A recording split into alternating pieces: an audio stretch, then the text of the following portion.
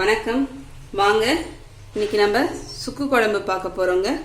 மருந்து குழம்பு. அது எப்படி பண்றதுன்னு பார்த்துடலாம். அதுக்கு தேவையான பொருட்கள் முதல்ல பார்த்துடலாங்க. புளி பாருங்க, புளி எடுத்து வச்சிருக்கேன். இந்த சைஸ் அளவுக்கு நல்லா எலுமிச்சை பழத்தோட நல்லா ஒரு பெரிய சைஸ் அளவுக்கு எடுத்து வச்சிருக்கேங்க. அதுல இப்ப கொஞ்சமா கல்லுப்பு சேர்த்துடுறேங்க. கல்லுப்பு சேர்த்துட்டு தண்ணி ஊற்றி நம்ம அதை ஊற வச்சிடலாம். புளியை தண்ணி ஊற்றி ஊற வச்சாச்சுங்க. பூண்டு 2 முழு பூண்டு உரிச்சு வச்சிருக்கேன். கருவேப்பிலை எடுத்து வச்சிருக்கேங்க. இப்போ சாமான் பார்த்துடலாம் என்னென்னட்டு. சுக்கு பாருங்க, சுக்கு எடுத்து வச்சிருக்கேன். இதுல காரம் பார்த்தீங்கன்னா சுக்கும் மிளகும் தான் நமக்கு காரம். இந்த பொருள் நான் மிளகா சேர்க்க போறது இல்லை, இந்த காரம் தான். சுக்குல பார்த்தீங்கன்னா நான் மேல தோல் எடுத்து சீவி வச்சிருக்கேன் பாருங்க. இத மாதிரி மேல தோல் எடுத்தோம்னாவே வந்துடும் நமக்கு. தோலை எடுத்துட்டு சுக்குல நம்ம வச்சுக்கலாம்.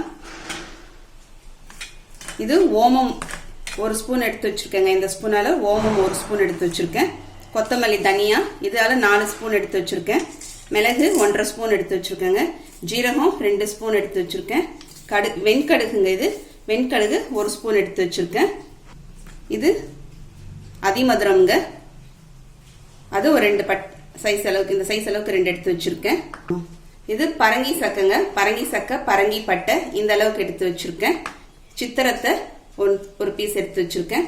கண்டந்திப்பிலி ஒரு 3 குச்சி அளவுக்கு எடுத்து வச்சிருக்கேங்க. 3-4 குச்சி. இது பாத்தீங்கன்னா அமுக்கணாங்கிறாங்க. அது இங்க பாருங்க இந்த மாதிரி இருக்கும். அதுல இருந்து 4 பட்டை அளவுக்கு உடைச்சு வச்சிருக்கேன். அக்ஷய வீட்டு சேனலை இது வரைக்கும் சப்ஸ்கிரைப் பண்ணாதவங்க இந்த வீடியோ கீழே உள்ள ரெட் கலர் பட்டனை பிரஸ் பண்ணி சப்ஸ்கிரைப் பண்ணிக்கோங்க. கூடவே பக்கத்துல இருக்கிற பெல் பட்டனையும் கிளிக் பண்ணிக்கோங்க. அப்பதான் நான் போடுற வீடியோட நோட்டிபிகேஷன் உங்களுக்கு உடனுக்குடனே வந்து சேரும். இப்போ இந்த அளவுக்கு நான் எடுத்து வச்சிருக்கேங்க. இந்த அளவு புளிக்கு இந்த சாமான்லாம் எடுத்து வச்சிருக்கேன். புளியை நம்ம கரைச்சி தண்ணியா எடுத்து வச்சுக்கலாம். இந்த பூண்டு பாத்தீங்கன்னா கொஞ்சம் பெரிய பெரிய பல்லா இருக்கிறது 2ஆ கட் பண்ணி எடுத்துக்கலாம். சுக்கு, இந்த பரங்கி சக்கை அதெல்லாம் என்ன பண்ணலாம், கொஞ்சம் இடிக்கிறதுல வச்சு இந்த மாதிரி இடிக்கிறதுல வச்சு இடிச்சு எடுத்துக்கலாங்க. ஏன்னா நம்ம வறுத்துட்டு மிக்சியில போட்டு அரைக்க போறோம். மிக்சியில போட்டு அரைக்க போறதுனால மிக்சி பிளேட் வீணா போயிடும். அதனால இடிச்சுட்டு வறுத்து அரைச்சிக்கலாம். இப்போ இதெல்லாம் ரெடி பண்ணிட்டு காமிக்கிறேங்க. இங்க பாருங்க, எல்லாத்தையும் நான் சுக்குல நல்லா தட்டி எடுத்து வச்சிருக்கேங்க. இப்ப வாணல்ல ஒரு ஸ்பூன் அளவுக்கு நல்லெண்ணெய் சேர்த்துக்கலாங்க. சேர்த்துக்கிட்டு இந்த சாமானை ஃபர்ஸ்ட் வறுத்துடலாம். ஃபர்ஸ்ட் சுக்கு போட்டுக்கிறேங்க. சுக்கு, அதிமதுரம், சித்திரத்தை, கண்டந்திப்பிலி, அமுக்கராங்கிழங்கு, பரங்கி சக்கை எல்லாத்தையும் போட்டு வச்சுங்க. இதை வறுத்துக்கலாம்.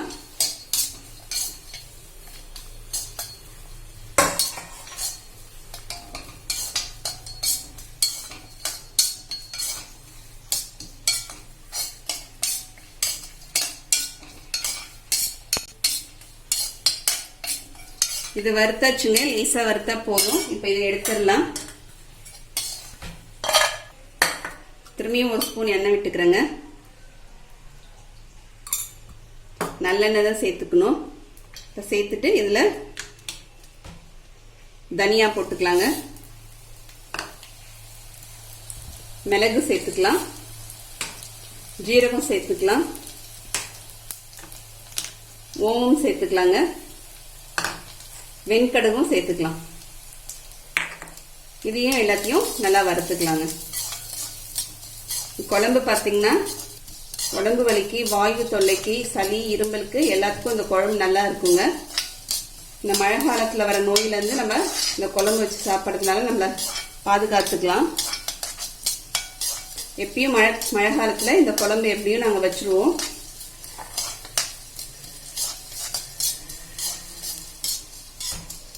அஜீரண கோளாறுல இருந்து கூட இந்த குழம்பு வச்சு சாப்பிட்றதுனால அஜீரண கோளாறு கூட இருக்காதுங்க. சாப்பிட்றதுல பாருங்க எல்லாம் பொரியுது. நம்ம போட்டு மிளகு, ஜீரகம், தனியா எல்லாத்தையும் ஸ்டவ் ஆஃப் பண்ணிடுறேங்க. ஆஃப் பண்ணிட்டு இதையும் எடுத்துக்கலாம். இது கூட நீங்க வாழைநாரக்கீரை, வாத நாராயண கீரைன்னு சொல்லுவாங்க, அந்த கீரை கிடைச்சதுன்னா அது கூட ஒரு 2-3 கொத்து சேர்த்துக்குங்க. இப்போ எனக்கு அந்த கீரை கிடைக்கல, அதையும் இது கூட சேர்த்து வதக்கி அரைப்பாங்க. இதை ஆற வச்சுட்டு நம்ம நல்லா அரைச்சிக்கலாங்க. இப்போ பாருங்க ஆறிடுச்சு. நம்ம மிக்சியில் போட்டிருக்கேன் கப்பில், எல்லாத்தையும் அரைச்சிடலாங்க. ஃபர்ஸ்ட் இதை மாதிரி நல்லா ட்ரையாக பொடி பண்ணிக்கலாங்க. அதுக்கப்புறமா நம்ம தண்ணி சேர்த்து அரைச்சிக்கலாம். நீங்கள் அம்மி இருந்துச்சுன்னா அம்மியில் கூட வச்சு அரைச்சிக்கலாங்க. இங்கே பாருங்க இப்போ நல்லா அரைச்சிட்டேன் பவுடரா. இப்போ இதில் நம்ம தண்ணி சேர்த்துக்கலாங்க. தண்ணி சேர்த்து பேஸ்ட்டாக அரைச்சிக்கலாம். இங்கே பாருங்க தண்ணி சேர்த்து நல்லா நான் அரைச்சிட்டேன் பாருங்க. நல்லா மழை அரைச்சாச்சு. இதை எடுத்துக்கலாங்க. குழம்பு தாளிக்கிறது பார்த்துடலாம். பாருங்க ஸ்டவ்ல நான் சட்டி வச்சிருக்கேன். இப்போ எண்ணெய் சேர்த்துடுறேங்க. நல்லெண்ணெய் எடுத்திருக்கேங்க. ஒரு 2 குழிக்கரண்டி அளவுக்கு இந்த கரண்டியால நான் நல்லெண்ணெய் சேர்த்துக்கிறேங்க. ஏன்னா இந்த குழம்புக்கு நல்லெண்ணெய் தான் நல்லா இருக்கும். எண்ணெயும் கொஞ்சம் கூட சேர்த்தாதாங்க நல்லா இருக்கும். இந்த குழம்பு பார்த்தீங்கன்னா நம்ம வச்சு ஒரு 15-20 நாள் வச்சிருந்து சாப்பிடலாம். 2 நாள் வரைக்கும் வெளியில வச்சிருந்தா கெட்டு போகாதுங்க. அப்புறம் நமக்கு ஒரு பாட்டில்லையாச்சும் ஒரு டப்பாலையாவது போட்டு ஸ்டோர் பண்ணி வச்சுக்கிட்டோம்னா ஃப்ரிட்ஜில் நமக்கு வேணுன்ற போதே எடுத்து போட்டு சாப்பிடலாம் அந்த குழம்பு சூடான சாதத்தில். அதனால நான் கொஞ்சம் கூட தாங்க நல்லெண்ணெய் செலவாகும். இதுக்கு 2 குழிக்கரண்டி அளவுக்கு நல்லெண்ணெய் சேர்த்துருக்கேன். இப்போ குழம்பு கரைச்சிடலாம். அது எண்ணெய் காயிட்டுங்க. புளி தண்ணி கரைச்சி வச்சிருக்கேங்க. நான் இந்த பாத்திரத்தில் சேர்த்துக்கிறேன். மஞ்சத்தூள் சேர்த்துக்கிறேங்க இந்த ஸ்பூனால, ஒரு ஸ்பூன் அளவுக்கு. இப்போ நம்ம அரைச்சி வச்சிருந்த அந்த சாந்தை இதில் சேர்த்துக்கலாம். குழம்பு கூட போட்டு நம்ம கரைச்சிக்கலாங்க. நான் அரைச்ச சாந்தை எல்லாத்தையுமே இந்த தண்ணியில் கரைச்சிட்டேன், புளி தண்ணியில். இந்த புளி தண்ணியை இந்த மிக்சி கப்லேயே கொஞ்சமாக சேர்த்துட்டு அதையும் கழுவி இதிலே சேர்த்துக்கலாம்.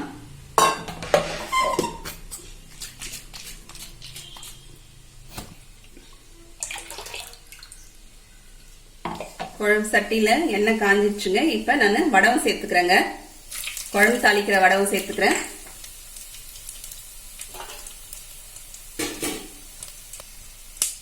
வடகம் பொரியுது பாருங்க. பெருங்காயம் கொஞ்சம் சேர்த்துக்கலாம்.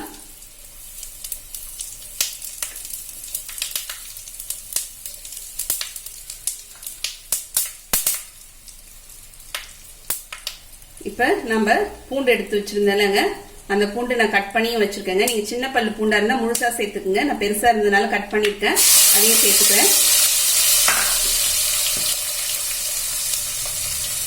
கருவேப்பிலை சேர்த்துக்கலாங்க. சேர்த்து இதெல்லாம் வதக்கிக்கலாம். பூண்டை கொஞ்ச நேரம் எண்ணெயில நல்லா வதக்கிப்போம். தாளிக்கிறதுக்கு கொஞ்சம் காஞ்ச மிளகாய் ஒரு 3 மிளகாய் கிள்ளி வச்சிருக்கேங்க, அதை சேர்த்துக்கிறேன். இது கூட நான் முதல்ல சேர்க்க மறந்துட்டேன். கருவேப்பிலைக்கு முன்னாடியே சேர்த்துருந்தோம். வதக்கிக்கிட்டு அதுக்கப்புறம் அந்த கரைச்சி வச்சிருக்கேன் அந்த குழம்ப இதில் சேர்த்து கொதிக்க விட்டுறலாங்க. பாருங்க பூண்டு நல்லா வதங்கிடுச்சு. இப்போ நம்ம கரைச்சி வச்சிருக்க இந்த குழம்ப சேர்த்துடலாம்.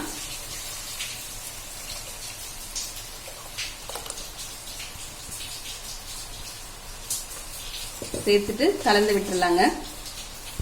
குழம்பு நல்லா கொதிக்கிட்டோங்க. ஒரு மீடியம் ஃப்ளேம்ல வச்சு ஒரு 10 நிமிஷம் ஒரு மீடியம் ஃப்ளேம்ல வச்சு கொதிக்க வச்சிடுறேங்க. மூடி போட்டு குழம்பு எப்படி இருக்குன்னு பார்த்துடலாங்க.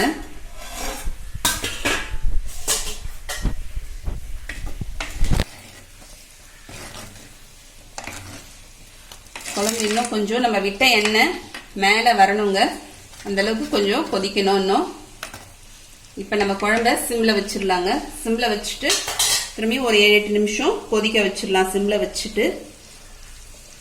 உப்பு காரம்லாம் பார்த்துக்குங்க. இதில் காரம் கம்மியாக தான் இருக்கும். ஏன்னா நம்ம மிளகாலாம் அரைச்சி போடலை, தாளிச்சு தான் போட்டிருக்கோம். உங்களுக்கு தாளிக்கிறதுக்கு மிளகா கூட வேணும்னா இன்னும் கூட 2-3 மிளகா சேர்த்துக்குங்க கூட.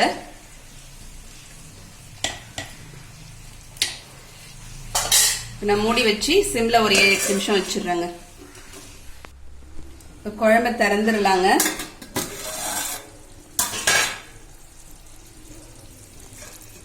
இப்போ பாருங்க, நம்ம விட்டுருக்க எண்ணெய் மேலே கசிஞ்சு வந்திருக்கு, மேலே தெரியுது பாருங்க அந்த ஓரத்தில். இப்போ நமக்கு குழம்பு ரெடி ஆயிடுச்சுங்க, மருந்து குழம்பு. இங்கே பாருங்க, எனக்கு சிம்ல கொதிக்கிறதுக்கு இந்த மாதிரி எண்ணெய் கசிஞ்சு வர்றதுக்கு ஒரு 10 நிமிஷத்துக்கு மேலேயே ஆயிடுச்சுங்க. ஏன்னா இந்த மாதிரி எண்ணெய் கசிஞ்சு வந்தாதான் குழம்பு நல்லா இருக்கும் நமக்கு. அதனால கொஞ்சம் சிம்ல வச்சு கொஞ்சம் டைம் ஆனாலும் நம்ம கொதிக்க வச்சுக்கிறது நல்லது. இப்போ நான் ஸ்டவ் ஆஃப் பண்ணிடுறேன். குழம்பு நமக்கு ரெடி ஆயிடுச்சு பாருங்க, எவ்வளோ வாசனையா இருக்கு சுக்கு குழம்பு. ஸ்டவ் ஆஃப் பண்ணிடுறேங்க. இதோட காம்பினேஷன் தொட்டுக்கிறதுக்கு பார்த்தீங்கன்னா சௌச்சௌ கூட்டு, வாழைத்தண்டு கூட்டு, வாழைப்பூ கூட்டு, இதை மாதிரி கீரை கூட்டு, அதை மாதிரி சாப்பிட்டோம்னா இது அதுல பருப்பு காய்கறிலாம் இருக்கும். இந்த குழம்புல காயெல்லாம் இல்லாததுனால அது நமக்கு ஒரு பேலன்ஸ் ஃபுட் ஆயிடும். அதனால நீங்களும் இந்த மாதிரி செஞ்சு பாருங்க. செஞ்சு பார்த்துட்டு எப்படின்னு கமெண்ட் பண்ணுங்க. இந்த வீடியோ பிடிச்சிருந்தா லைக் பண்ணுங்க, உங்க ஃப்ரெண்ட்ஸ்க்கும் ரிலேட்டிவ்ஸ்க்கும் ஷேர் பண்ணுங்க. மறக்காம சப்ஸ்கிரைப் பண்ணுங்க. கூடவே பக்கத்துல இருக்க பெல் பட்டனையும் பிரஸ் பண்ணிடுங்க. அடுத்த வீடியோல பார்க்கலாம். தேங்க்யூ.